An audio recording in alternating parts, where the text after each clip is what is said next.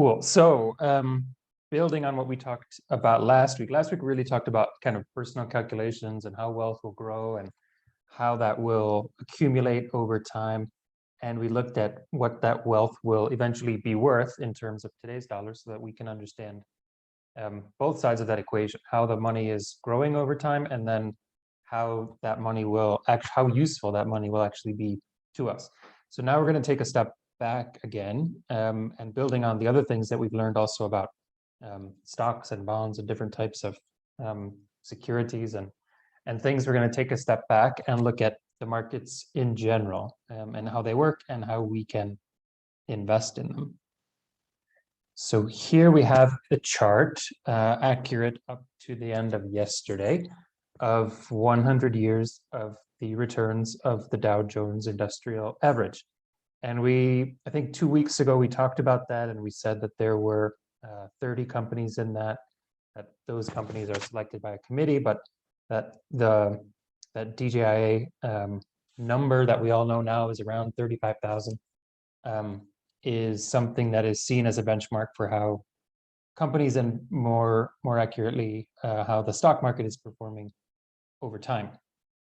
And I remember a couple of years ago when it hit 25,000 for the first time, and people thought that was amazing, and now it's already at 35,000. And you can see here over the past 100 years what really looks to be an exponential curve, and that's because that's what it is. Over time, the returns and the value of those stocks compound, right? So does wealth. So anyway, that's the returns on this. Now, how are these securities traded? So like we said, they're these companies, and the companies are selling their stocks and people are buying them. There's a mechanism in which those are traded, and I think we talked about that in the first or second week, but just as a bit of a reminder, securities are fungible, meaning they can be traded one for another the same way dollars are. So if you put your dollars in the bank, they don't really worry about whose dollars those were. If they need to give dollars to someone in form of a loan, let's say, they give any dollars. And the same is true for stocks. And if you buy them and you own them, or someone else does and you're trading them, nobody cares which of the stocks. It's not like a house, right? Nobody cares which of those stocks you are trading. It's just the fact that you are trading one stock because they are all the same. And these days, they're all traded on electronic marketplaces, meaning they are traded in real time. So you can trade and basically instantly own something or instantly sell it to someone else. On all of these platforms, supply is matched with demand also in real time. And the prices of those securities will fluctuate according to changes in supply and demand. And people can not only decide to buy at a specific moment, like go in and trade and buy at the price that it's being sold at that instant, but they can also decide in advance that they will buy or sell what they own at a specific price point or at a specific time in the future. And then because everything is electronic now, those sales or those purchases or sales will automatically be affected at that time or at that price. So there are two things that drive the changes in price. And this goes back to a little bit about what we talked about before when we talked about the difference between speculation and investment. So the first thing that can change, that can drive changes in price is an actual change in the value of the company or in the assessment of that company's value.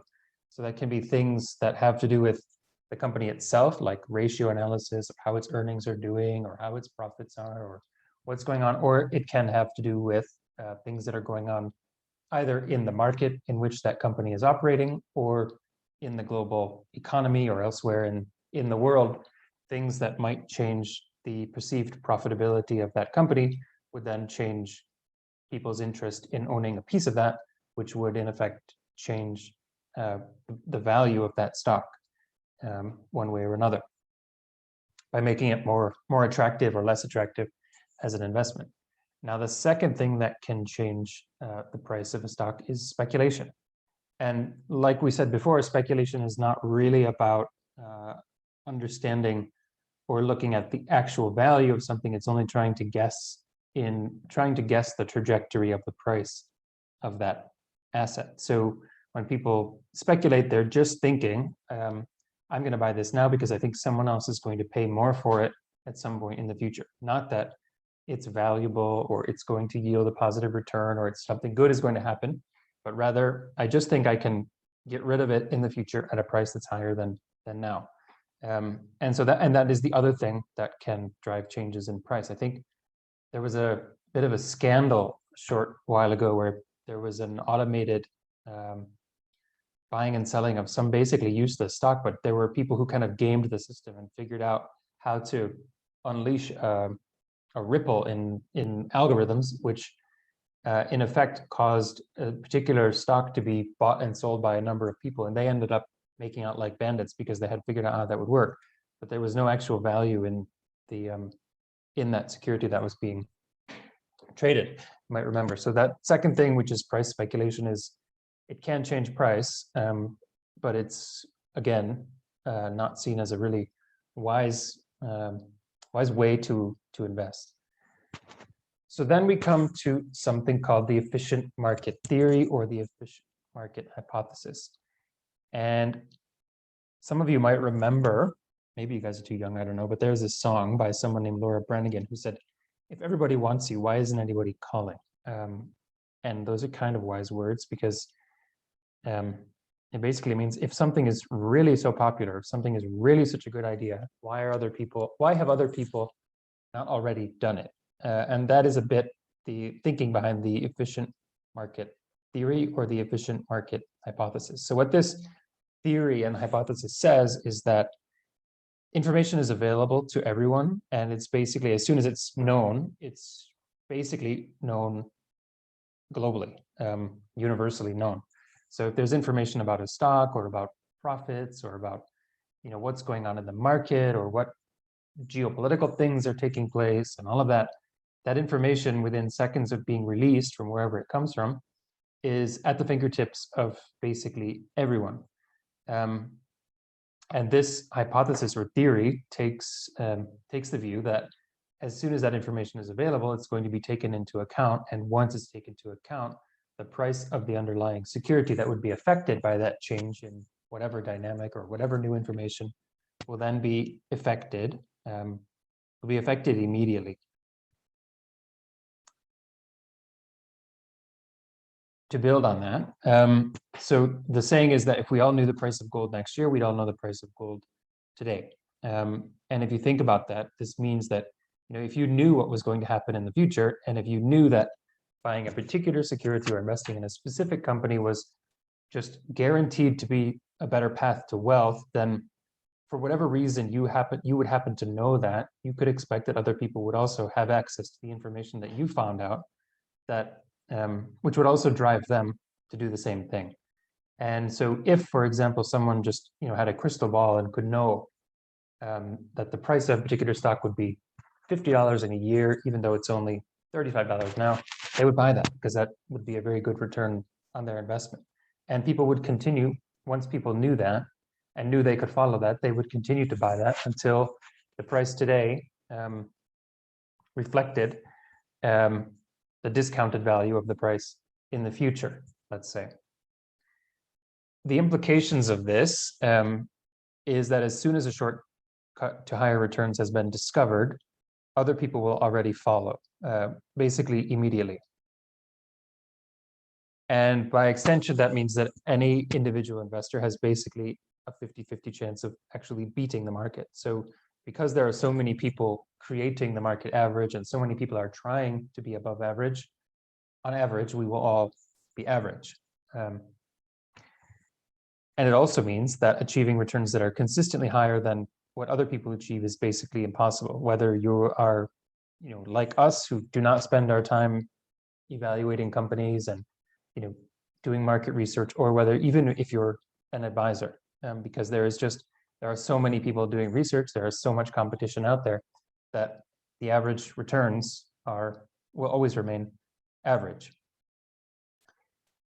And beyond that,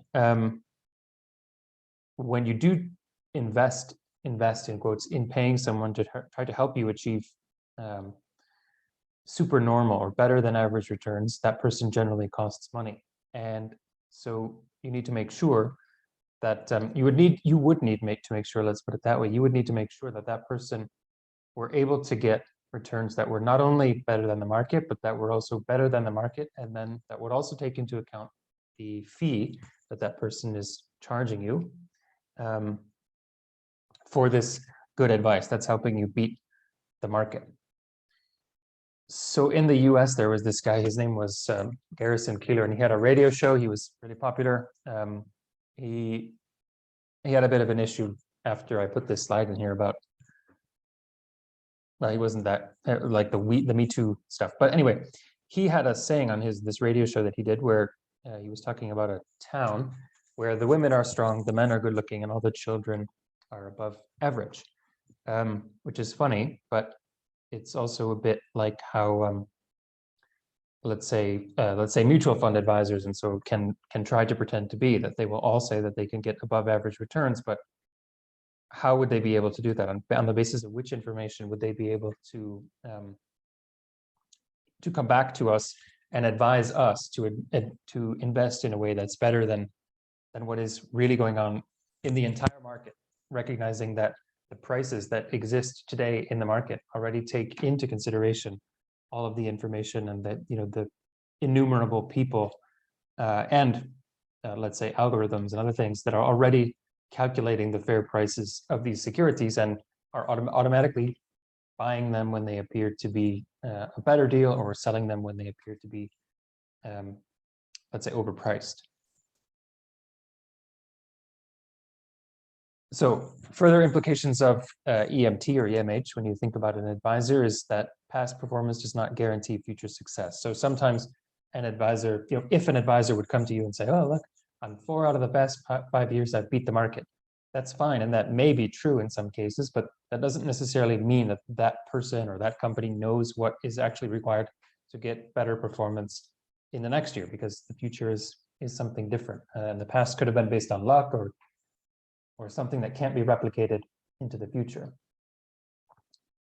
It's a fact that very few mutual fund managers can get above average returns year on year on year. And it also stands to reason that if they could, then whatever they're doing would become the new normal. So whatever math they're doing or whatever equations they're using or analysis or whatever, that would be something that other people would quickly copy. And then that would become the new normal. And so if you think an advisor can outperform the market, like we said a little bit earlier, you'd have to make sure that the cost of that advisor is also taken into consideration and would be covered by those additional returns. Let me stop there and see if there are any questions on this part, because it's a little bit, I know it can be a bit counterintuitive, and everyone is kind of hoping for a deal, and it seems a little bit weird to say, actually, just trust the markets to come back with accurate prices for the securities, but that is basically what the EMT is saying. So are there any questions at this point? So Daniel, if we go by EMT, I think so when it comes to, if you're in the game for the long term, then it definitely makes sense, right? Like suppose I am not like I don't remember the term for this, but I'm basically buying securities for the long term. So if I invest in a company, I just keep it for years and years, and then obviously the EMT will effectively work. But then if you're doing short-term trading, in that case, obviously you'll have to sort of see where the market fluctuations are, they're changing on a regular period of time to earn the amount of return you want to earn. And second question to that is then suppose, I'm coming from my own perspective. Because people like us don't have the time to analyze the markets on a regular basis, which means what I personally would do is every month on a certain date, I will just like buy certain stocks and I'll just keep them. And then I'll just wait for the next 20 years to get the returns I want to. And then EMT definitely makes sense there. So the question is how important it is, even if I'm not going to an advisor, how important it is as an individual investor to actually do my research, see, like you said, past returns do not guarantee future returns. So does that mean that I shouldn't actually look at the numbers at all before purchasing a stock? if I'm especially into the market for the long term? Like as a Yeah. long-term investor, can I just like blindly buy any stocks? Like this? Yeah, so actually we're going to talk about that in a little bit, and those are both really good questions. So the first thing, I mean, the first question that you asked is about short-term trading versus investing for the long haul, right? Yeah. And I think what we are talking about in this course is investing for the long haul. Because in order to invest, I mean, if you're going to invest as a day trader, you would need a lot of information. And I mean, where are you going to get that? Like practically thinking, where are you going to get that information? From the BBC or the Wall Street Journal or somewhere. And by the time you get that information, someone else already has it, right? And that someone else already has more money than you or I do, and they've already bought and sold their stocks, and they've already communicated with, the mutual fund advisors and everything else. So you can be pretty sure that even if that is relatively late breaking news, that you're like the millionth person to have heard it, right? So someone else has already acted on that, and if there's any gains to be made by a stock being underpriced or overpriced, they would have figured that out. And if they haven't, then these computer algorithms and things that are trading, within milliseconds, that are strategically located close to the stock exchanges so that they can cut down on the data transmission time. I mean, that's how cutthroat some of this information exchange is. So that that efficiency in the market that says that things are probably priced at the best price that, given what we know about how things are, they're priced fairly, right? That's what this is saying.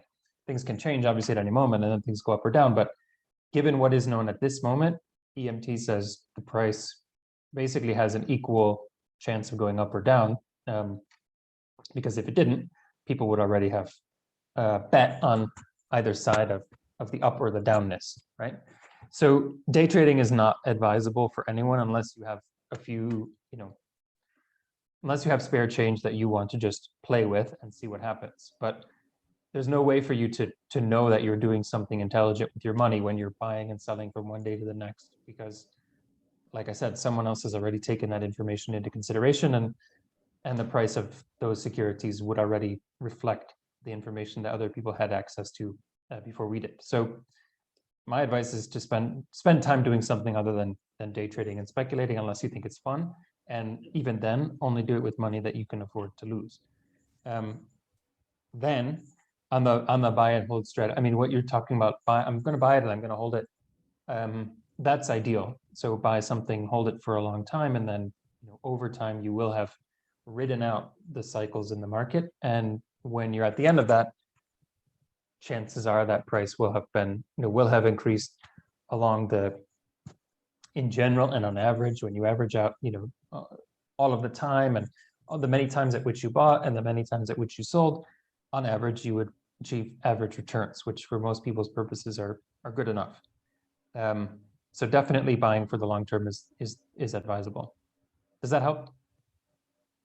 Yeah, it does. So the other question I had, maybe we'll answer this later on, is in the long term, if I am investing still, so I'm just trying to sort of merge it with the EMT. Does EMT say that any stock whatsoever which is in the market will do well in the long term? Is it that what it's saying, or no? Okay. No. What it's saying is that the price reflects all of the information that's currently known. That the market is efficient. So there's no way for you to, it's a little bit like when you go into a supermarket in a strange place that you've never been before, you probably don't have to look at the prices of the products, because you can be pretty sure that the people who live there would have stopped shopping there if the price was not fair, right? Does that make a little bit of sense? So it's saying that, if people had known, let's say Apple stock is, I don't know what it is, let's say it's $100, and if the fair price of that was really $200 because there's some amazing new product that's coming online, or Samsung has gone bankrupt or whatever. If that were the case, then that price, by the time you knew that price already would be at $200, right? So it's saying that the market is instantaneously taking into consideration anything that is that any information that makes a stock either overpriced or underpriced, and that the result of that is that the stock is immediately priced at a fair value. Now, obviously, the future is yet to unfold, right? So as things happen, then stocks will go up and stocks will go down. So as new technologies come, or new pandemics, or new consumer trends, or companies become better managed or more poorly managed, or whatever, regulation or fraud, all those kinds of things that happen in life. As those continue to unfold, then that affects the price of securities, right? And then companies will go bankrupt. And we don't know now what will happen to Facebook, but like maybe tomorrow something just atrocious happens and the whole thing just shuts down for whatever reason. Then all of that money that's in their, that's invested in Facebook stock becomes totally worthless. That I suppose could happen, and that money kind of vaporizes, right? That wealth. But so no, it doesn't mean that everything will go up all the time, but it does mean that the price today is, you can trust that the price at a given moment is fair because of the forces in the market that are taking into consideration all the information that is known. Does that help? Yeah, thank you. Yep. Right. Okay. So we saw this in a few weeks ago, but we'll review it now just for the sake of reviewing. That if we had two investors, one Arnold and two Beatrice, who are investing, and even if they get similar returns with the same amount of money for the same amount of time, if this guy Arnold decides to pay 1% fee on the funds he's depositing, and also pays 1.5 fee to his advisor on assets under management, and Beatrice doesn't, she just invests in low-cost ETFs. There's a huge difference in the amount of wealth that they accumulate. And even though these differences are, you see here numbers 1%, 0%, that the difference in their wealth is not 1%, it's not 2%, it's not 10%, it's like 20%. So here's the curve of how their wealth accumulates. And the result is that at the end of the day, Beatrice has she has $550,000 basically, and Arnold only has less than $450,000.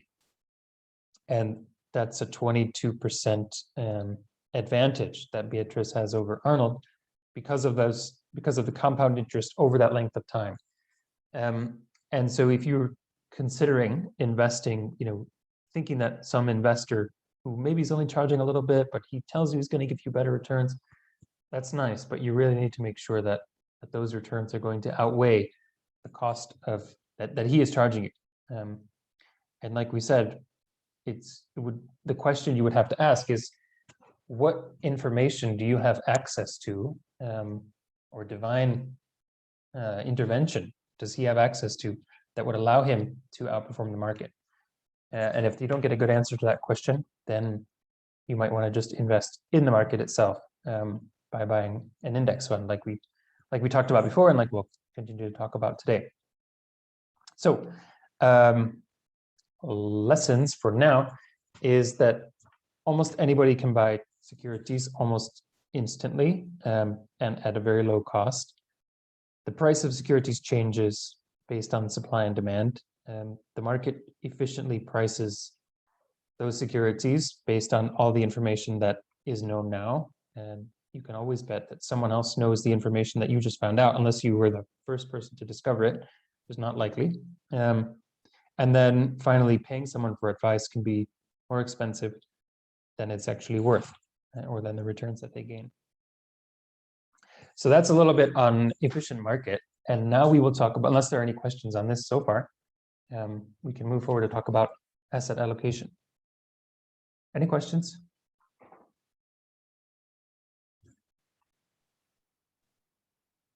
No. No. Okay. Thanks, Lewis. See something in the chat. Oh. All right, good. So allocating assets. So we have talked about, we've talked about investing. We've talked about the fact that growth will compound, that it makes sense to put money away, that we want to do that as early as we can. We want to invest it as well as we can. But we also need to talk about risk and diversification.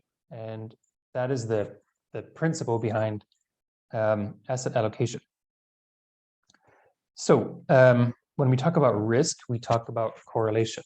And I think, the expression to not put all one's eggs in the same basket is really what we're talking about here. So we want to make sure that as we invest in various things,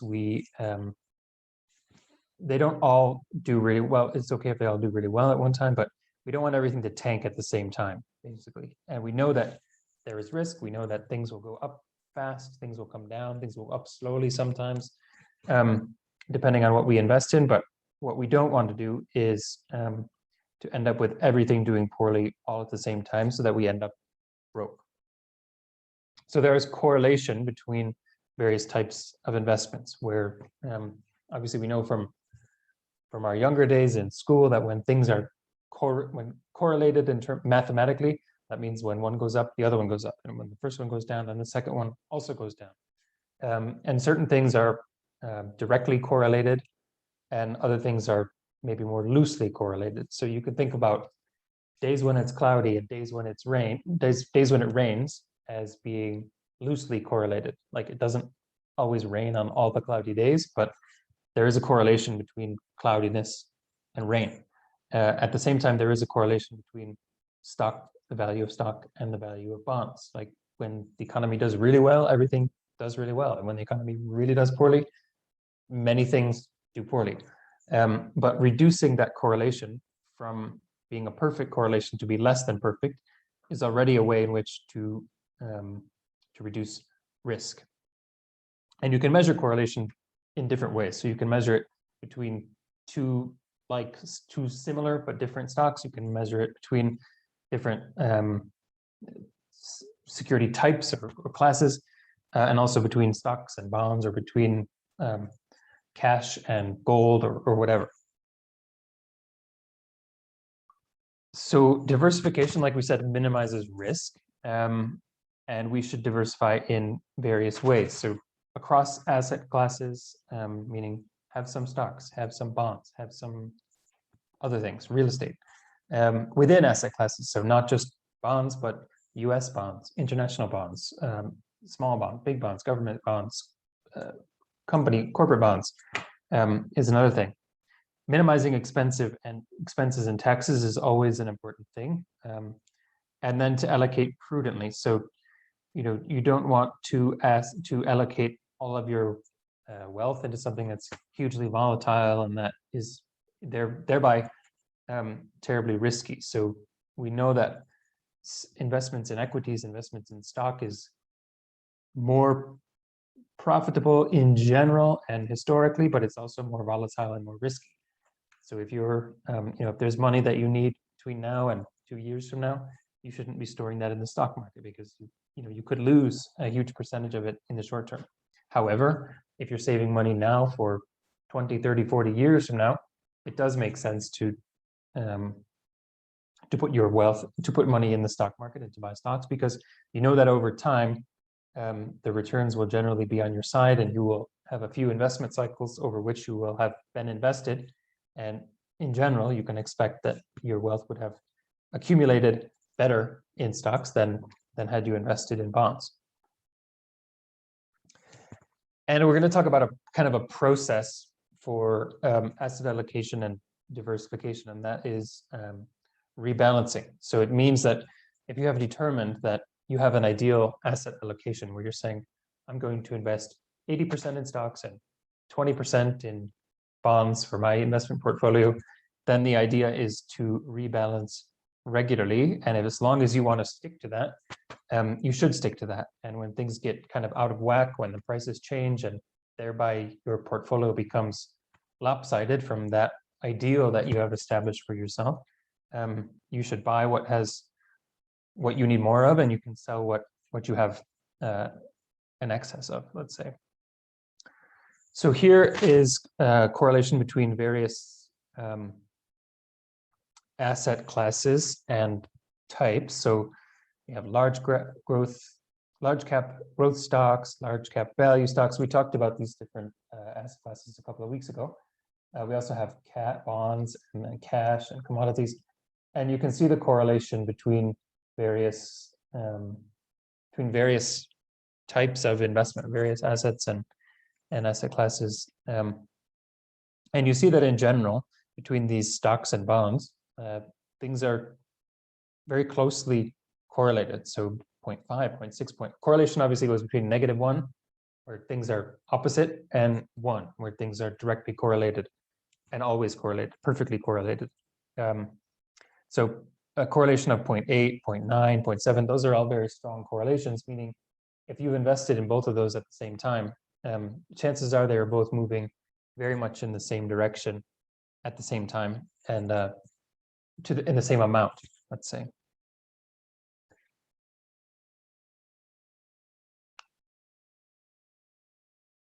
So if you look here, you see a bit of negative correlation in between some asset classes. So between US mid-cap growth stock and non-US bonds, for example, you see a slight negative correlation, which means that they might actually move in slightly opposite directions. And you can see there, I mean, that implies then that investing in both of those types of asset classes would be a relatively wise thing to do in terms of diversification, because you could be assured that while over time they're both moving up, they're not both moving down and up at the same time and in the same moment, let's say. Here, we have S&P stocks and return on a 10-year treasury bond in the US over time. And you can see also that there's not always a correlation between how these perform. So there are times where, let's say here, you can see in the mid-70s, they've both gone up. You can see other times where they've both gone down, but in general, they're kind of on their own independent cycles, where stocks are up and down more extremely, and bonds are up and down less extremely, but bonds also have less of a yield on average over time, whereas the yield for stocks is quite a bit more. This is it's already 20%, so it's really up between 10 and 20, around 10% that stocks are yielding. But again, if you're only investing from one year to the next, you have a considerable risk that you will hit one of the down years, and that could be disadvantageous to you as an investor if you pick the wrong moment to invest in a stock portfolio. So we're going to come back to that in a minute, but let me pause and ask if there are any questions on rebalancing at the moment.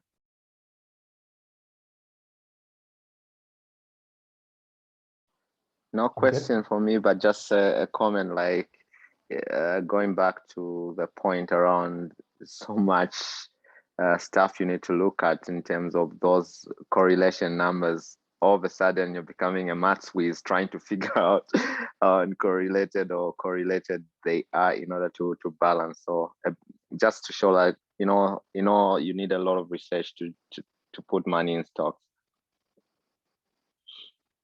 You need a lot of research, or you can go back to what we discussed a little bit before that and trust the efficient market, right? Yeah. So if you're going to do it yourself, yeah, then you have to know more than everybody else. But if you're going to trust that the market is moving in the right direction and fairly, then if you find a way to invest in the entire market, you can be assured that you'll ride the same waves as everyone else, right? Definitely, yeah. Yeah, does that make sense? Yeah, okay, good. Yeah. Abhinav? And this we are talking, Daniel, only about stock market right now, right? Yeah. Not the other asset classes. Or does that? We're talking about stocks and bonds. Efficiency. Yeah. Okay. That doesn't apply to all the asset classes, or does it? That theory? Well, it definitely applies to stocks and bonds, right? Because it definitely applies to stocks and bonds because those are the things that are traded very widely, and everybody can know what's affecting the prices of them, et cetera, et cetera. For things like real estate, I mean, if you want to buy a house, for example, there are far fewer people who have done the numbers on what a house should cost in a particular neighborhood and how good that house is and whether, it has the right insulation and plumbing and all that stuff. So in those types of investments, if something's so small like that, then you can figure out what to buy. But in something that is traded, globally by millions of people, you can be assured that the price is fair. So my question was more in relation to commodities like gold and silver. Yeah, those prices would also be efficiently traded. Exactly. Because those you can also buy. I mean, you can, in the same places, like if you have an online brokerage, you can buy stocks, you can buy bonds, you can also buy the REITs that we talked about, the real estate investment, and you can also buy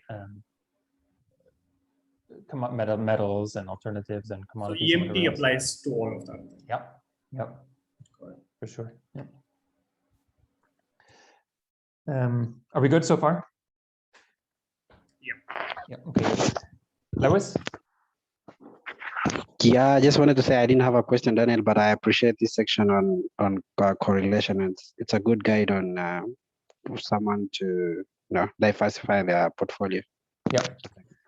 Good. Thanks. So let's talk about how that works, like the rebalancing. So here we have 5 portfolios, which we say are which have been rebalanced every year from 1994 until 2014. And you can see what would have happened to someone's wealth. So 100% stock portfolio goes way up and then it comes down, and then it goes up and then it goes down and then it comes up again. And you can see that an 80% stock portfolio follows the same curves, but in a less exaggerated way. It's a little bit mitigated because, of course, 20% of that person's wealth is being held in bonds, which are far less volatile, but which over time generally give lower returns. So here at the end, you can see that the person who had 100% stock actually outperformed the other one, but only by a small amount. And again, every 20-year window would give a different result. But the let me show this one now. So then this is what would happen if they had not been rebalanced. So if they had just at the very beginning put 80% of their money in stocks and 100% of their money in and 20% in bonds, then this orange thing is what would have happened to that portfolio. And you can see here, like this is the 2008 crisis. Actually, the person who had just held bonds would have done much better than the person who had invested all that money in stocks. So over time, stocks outperform, but in general, but also when things get bad, stocks will come down more harshly, let's say, than bonds. And so that's why there's a need, or it's best practice to mitigate some of the risk by diversifying. And diversifying between stocks and bonds is a great way because they're not perfectly correlated. They are correlated, but not perfectly correlated. That's a way to diversify and minimize the risk of everything going south at the same time. So if you look at those figures, you can see that obviously if you had kept all of your money in stocks the whole time, you would have done the best in both situations over that particular window. But on the 80% stock, the person who was rebalanced has done much better than the person who didn't. And also around, let's say, the 20%, the person who rebalanced did better than the person who didn't. So you can see with the rebalanced portfolio over those 20 years, the investor got higher returns. And at the same time, towards the higher end, so with 80% stock and 100% bonds, the returns have been higher, and the risk has been mitigated by the fact that 20% of that investment was held in something else, which in this case were bonds. Does this make sense so far? Sorry, Daniel, what do you mean by not rebalanced? So rebalanced means that 80% goes into stocks, 20% goes into bonds. What's okay? So rebalanced? Yeah, what this means, let's say the not rebalanced portfolio would have been on January 1st, 1994. You put $800 in stock market and you put $200 in bonds, and you just left it, right, for the next 20 years. The rebalance portfolio means you go in once a year or twice a year, and you look at your portfolio and say, okay, if the stock market has done really well, and now these stocks are at 24% of my portfolio, I need to sell that additional 4% and buy bonds so that my portfolio regains the constitution that I had wanted it to have, regardless of its value will change, but I want to retain those proportions. So you buy what you're short on and you sell what you're long on, so that you maintain that proportionality between same returns, maybe, right? Say it again. You mean we maintain the same sort of returns year on year by rebalancing, or more profits? You don't necessarily maintain the same type of returns. What you do is, when you look at your total portfolio value, you can see, you will make sure that 20% of your, let's say, net worth is in bonds. In this case, if you wanted to maintain the 80% stock, 20% bond portfolio, and the other 80% is stocks. Right. Actually, I have an Excel thing we could go through and do it, if that's helpful. Yeah.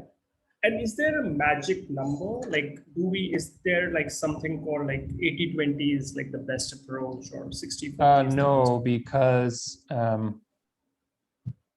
see where this sorry, two things at once. Can you see my screen? Yes. Yep. So the magic number does not exist, because in general,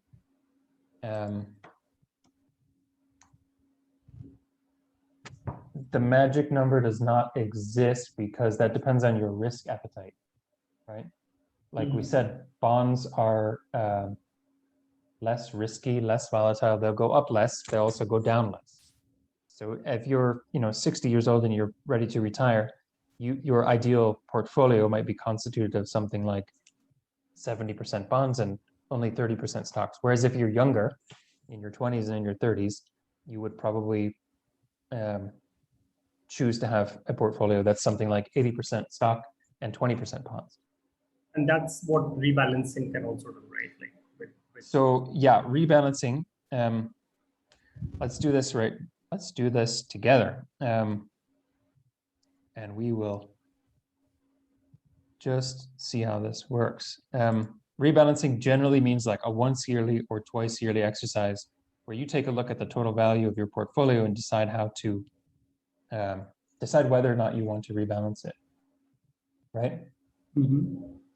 So this is, I have the returns of the stock market and the bond market in here, just general US returns for a number of years. So let's say we are starting in 1955 with an allocation of 80% stock and 20% bonds, right? Which means that out of our portfolio of $1,000, we have $800 in stock and $200 in bonds. And in 1955, the stock returns were, this was nice, and the stock returns were 33% and the bonds returns were -1%, meaning that at the end of that year, stocks went up, the bonds went down, but our total value of our portfolio also went up. So now we have $1,258, right? So at the end of the year, the allocation that we have, because stocks have gone up and bonds have gone down, is an 84% portfolio of 84% of our portfolio value is stocks and 16% is bonds. So now we have the option whether to rebalance or not. And if we do, to what percent we want to rebalance. So Abhinav, do we want to rebalance or no? It's up to you. It's not real money. I mean, looking at the returns, negative return, bond return, I would rather reinvest a bit more in stock right now. Reinvest in stocks. Like invest more in stocks, considering that the net return in bonds is negative. No? So you're saying no. Or do you want to just put more in stocks? Yeah, more in stocks. So would that be considered a rebalance only, right? No, that would be considered speculation. Oh, okay. But you can say like, okay, let's rebalance. Now we have 90% of our value in stocks, right? Okay. And so now here we are at the next year. So let's see, now going into the next year, our stock portfolio is bigger, our bond portfolio is smaller than it would have been because we're divesting from stocks, right? Even though they've gone down. And so now let's see what happens. Now the next year, stocks went up and bonds also went down. So now our stock allocation has already crept up to 91% and 9% bonds. So now we have the same choice. Let's say it's the end of 1956, right? What do you want to do? So that's what's confusing, right? Like in terms of making a decision, yes, I can understand that it's like 91% of my entire allocation in stocks can actually be risky, but also considering that the bond markets are not performing well. But if I'm looking at long term, maybe I should just maintain like a 80-20 split. I don't know. I really don't know, frankly. Maybe you can suggest. Yeah, I mean, you can do what you want. I can also send this around and you can play with it and see how things look.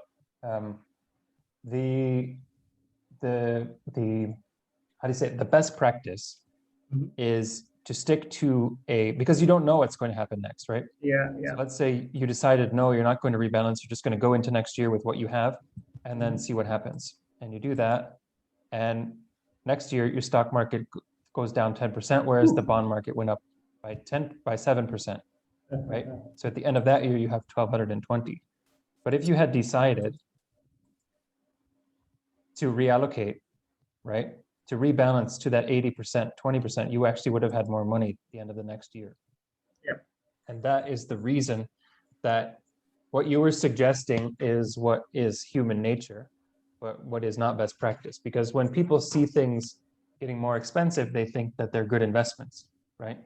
When the stock's going up, I better invest more in stock. I better invest, and the bonds are going down. The bonds are getting cheaper. But people don't see bonds as getting cheaper. People see bonds as losing value, right? And so then people think, well, this is going in the wrong direction, so I should also sell, right? And kind of follow everyone else in that way. And then it becomes a cycle in which you miss buying things that are cheap, and you end up selling things, and you also miss selling things that are expensive, right? Because you think that things are going to continue the way that they've been going forever. But that doesn't happen. So the principle is that when you have an allocation that is appropriate for your risk appetite and for your stage in life and whatever else, that you maintain that over time until those things change.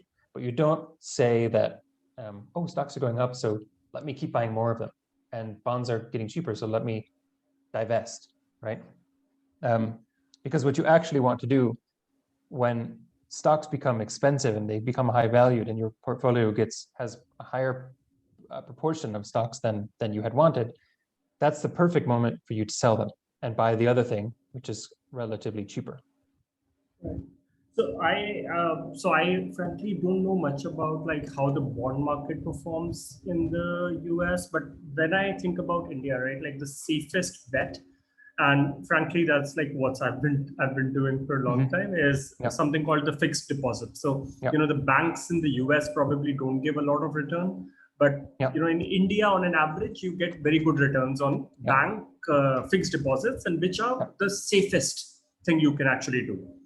The only problem there is that most of the time, the overall average return that you're getting from the fixed deposit, especially in the past 2-3 years now, it is less than the estimated inflation rate.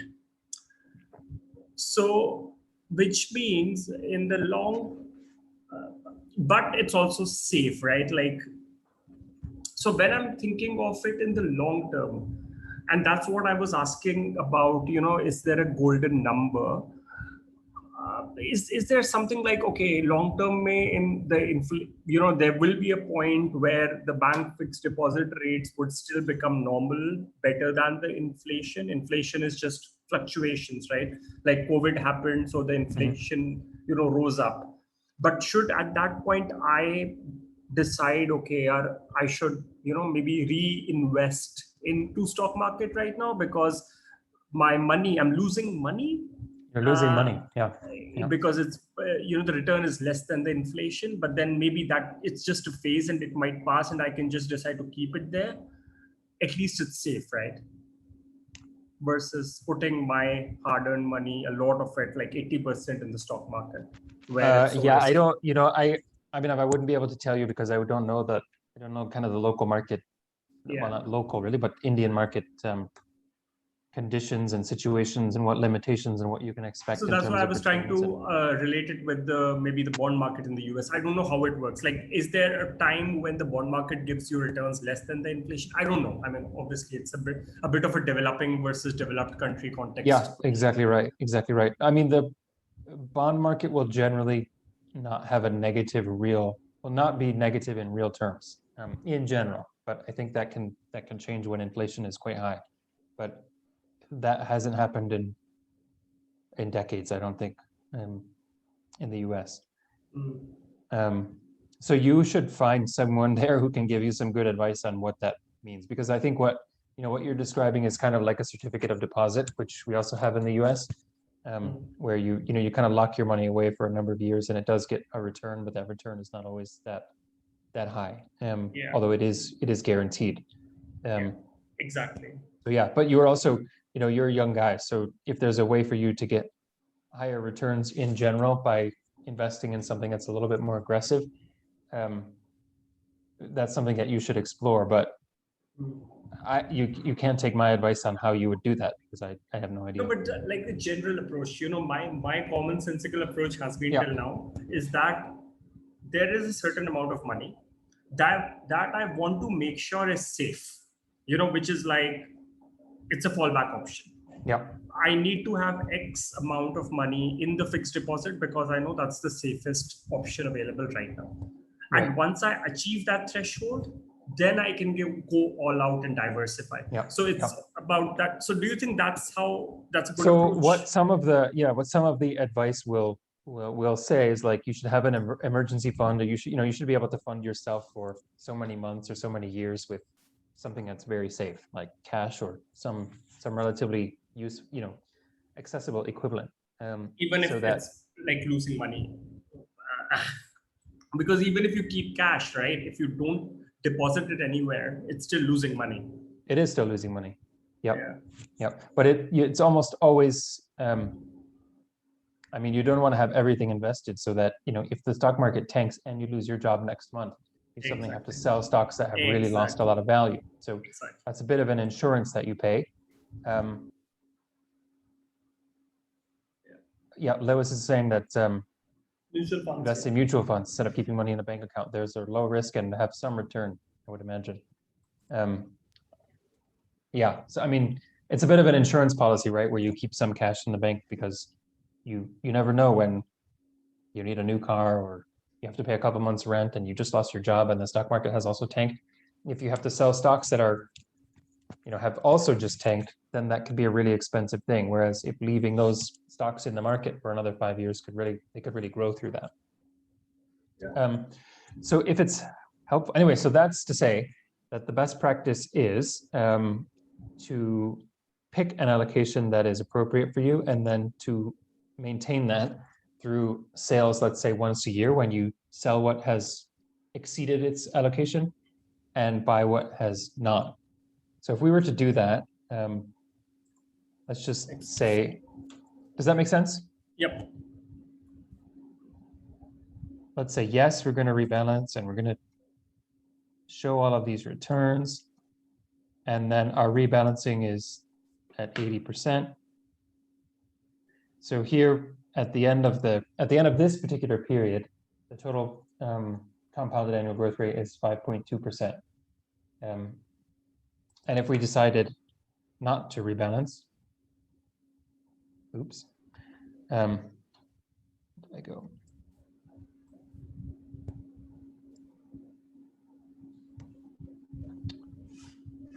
Sorry. We decide not to rebalance. Let's see what happens.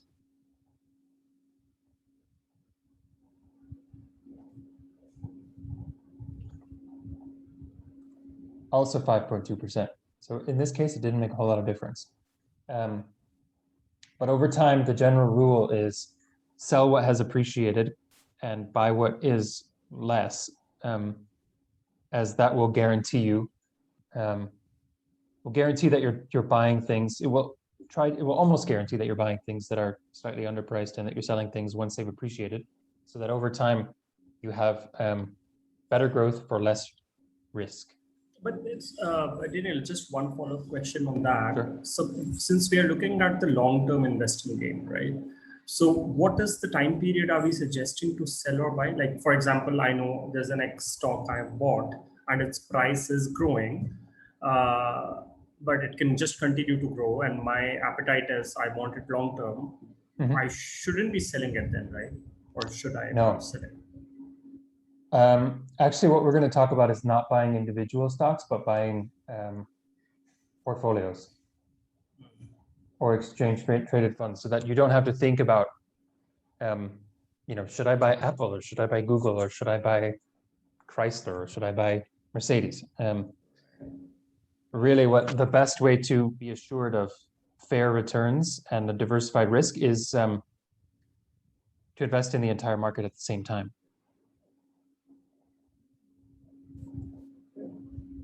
Does that make sense? Yeah. Yep. So yeah, rebalancing, like we said, determine an asset allocation that you wish to maintain, and then make sure you maintain that, and that at regular intervals, whether that's annually or quarterly, just decide to reevaluate and to reallocate, and then get on with it. Check where your money is, and then either you can sell what has gained and buy what is less, or as you're continually investing, you can invest in the pieces that need topping up. Right. And I think that's what we just said. So yeah, you don't always have to just sell what's kind of appreciated in value, or what's out of whack as being too large in your portfolio. Instead, as you regularly invest, you just invest in the places that have less than your target amount of target proportion of allocation.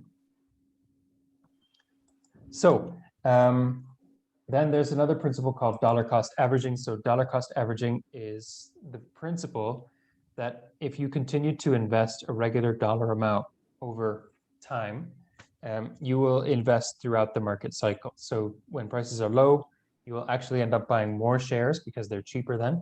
And when prices are high, you will buy fewer because they're more expensive.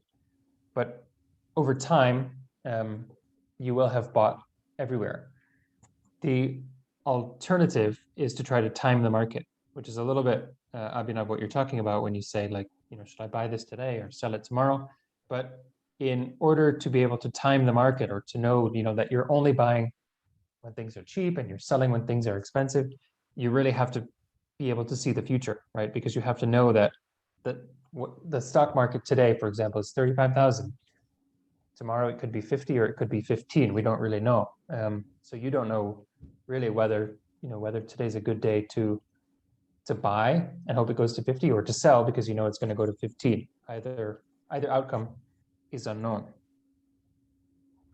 So just for an exercise here, let's imagine if you bought in the green circle and you sold in the red circle.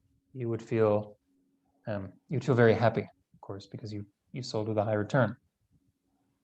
Alternatively, if you waited a little bit too long and you didn't realize that the market had peaked, then this is when you're trying to time the market, right? Like, you think you're smarter than everyone else, so you're just trying to. Sorry, Abhinav, comment? No, sorry. Yeah, sorry. It's good. Okay, yeah. So if you imagine that you then decided that the market were tanking at this moment, and you say, okay, I'm going to get out of it. I'm not buying now. I'm selling instead. That would have left you with another feeling. Alternatively, if you would have bought in this green circle and then sold in this red circle, you would have lost. You really would have lost money, right? However, if you would have ridden it out over time, and these are the actual returns, by the way, over time, you would have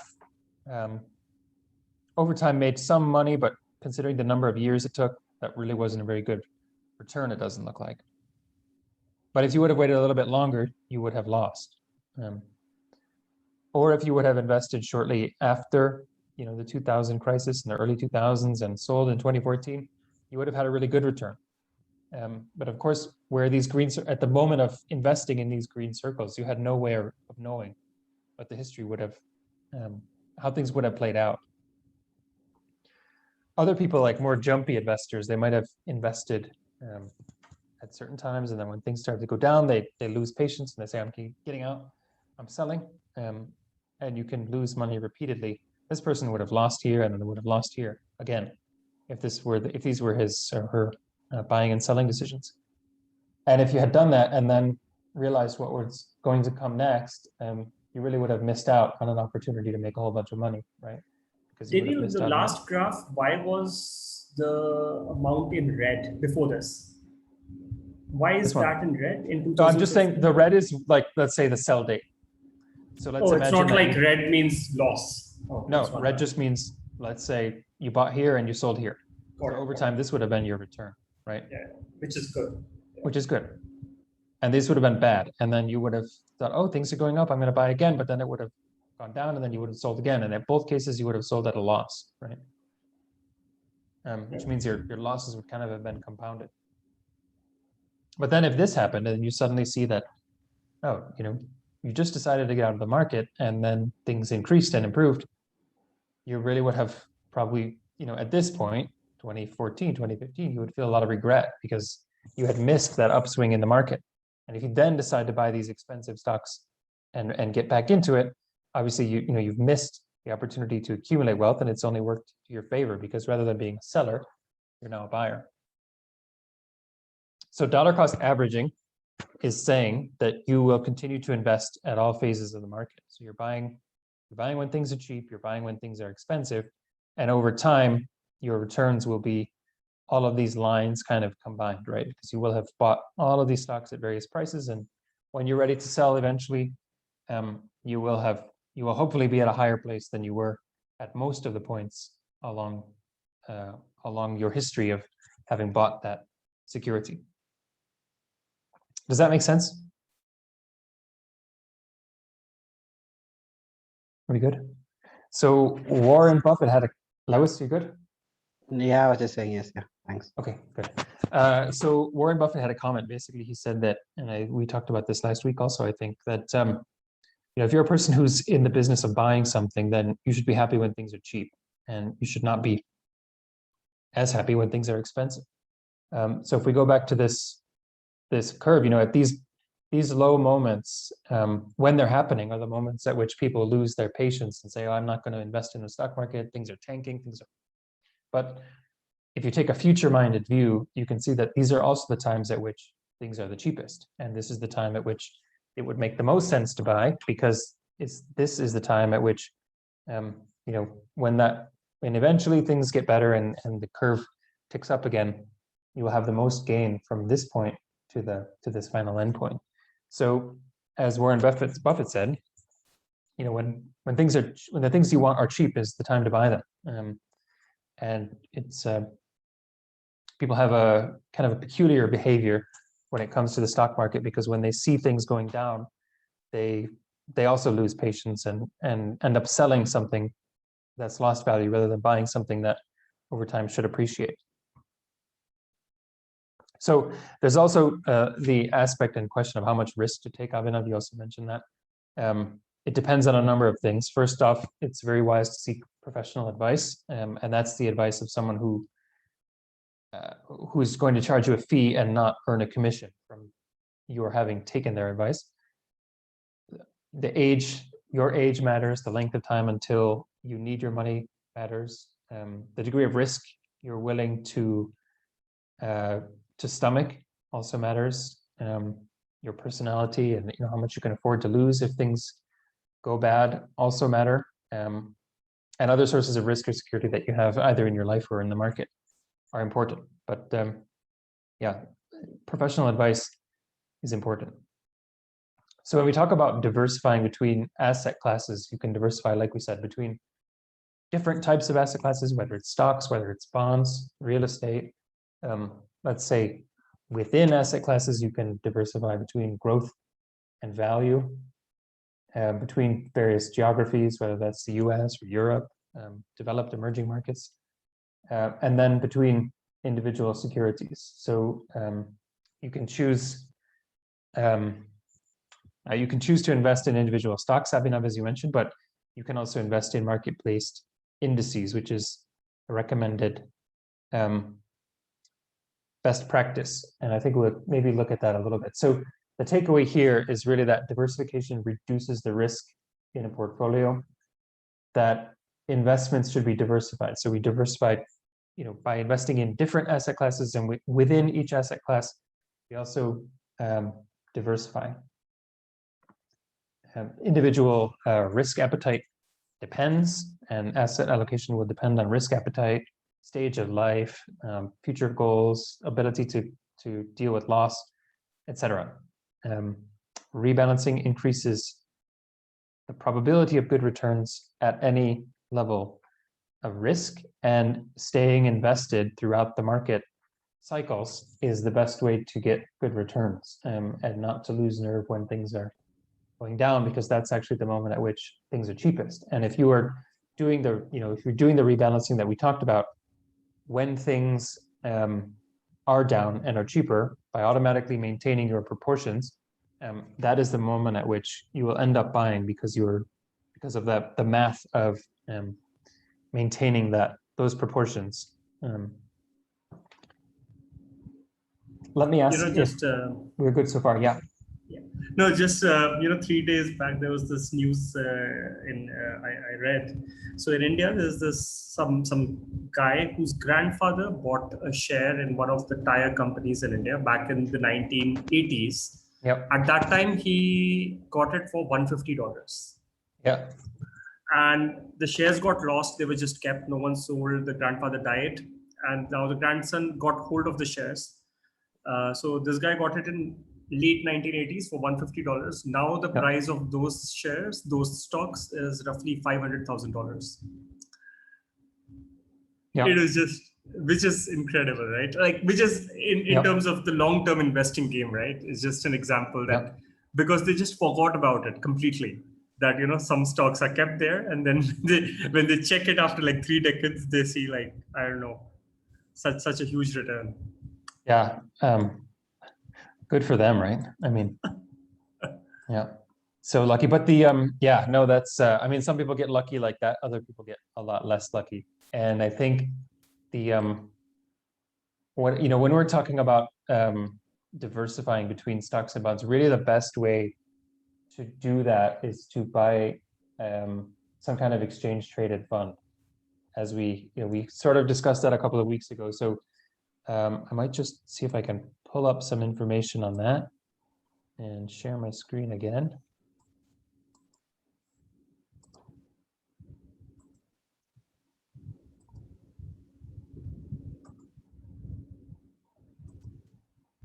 So I was looking at some of this stuff this morning. So let's see. Yeah, here we have BTI. So gentlemen, are we all comfortable with the notion of an exchange traded fund? And do we understand what that is? We talked about it briefly a couple of weeks ago, but I want to make sure we're not, if there's any clarification required, that we take the time to talk about that. That's more like a theme-based fund, right? Where it's multiple sector-specific investments. So an exchange traded fund is something like, we talked about mutual funds and we talked about exchange traded funds. And mutual funds most often are designed by a person who is a fund manager and is actively, this is the active versus passive dichotomy, I guess. So the mutual funds which are actively managed, there's someone who is deciding how to allocate funds within that fund, how to allocate that fund to various investments, securities, whatever it is. So that person is deciding, we'll buy some more of this, how to constitute those shares when you buy into that fund.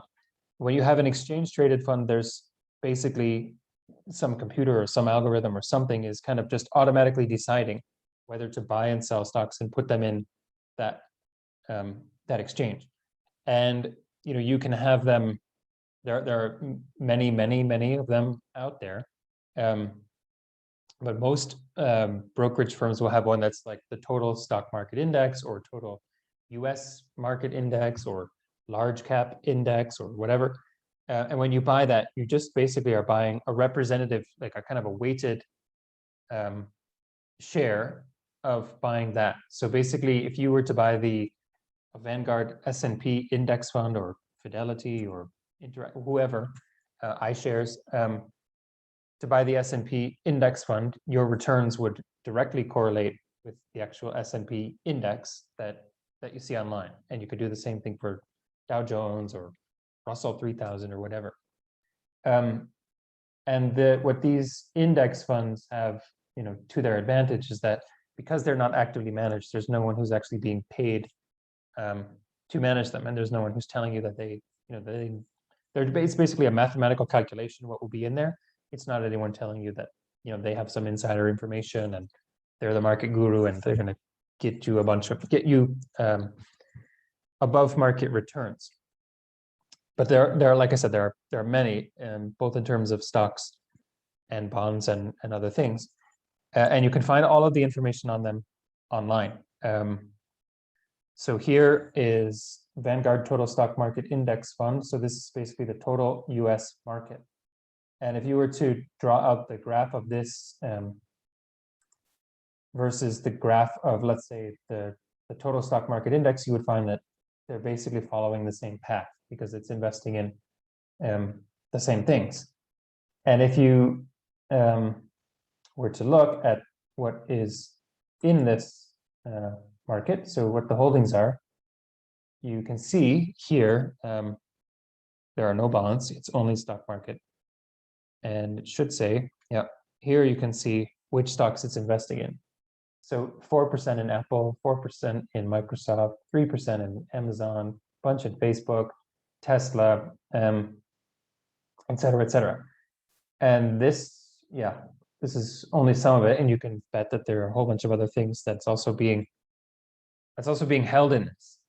So if you are saying that as you invest, you want to invest, let's say 80% of your investments in the stock market, you can buy something like this that is investing in the total stock market. It's holding hundreds of different shares of many different companies, and each of those different companies, they're going to face the fate of any company, right? Their profitability and problems and ups and downs and whatever else. But because you haven't invested in this, by buying this one share, by buying this one kind of line item in your brokerage account, you're able to invest in dozens or hundreds of companies at the same time, which will basically guarantee you that your risk and your returns are going to match the same thing as what's on the market, rather than you trying to guess and pray for divine intervention that Apple is good and Facebook is bad and Google is this and Tesla whatever else, which means basically that if you determine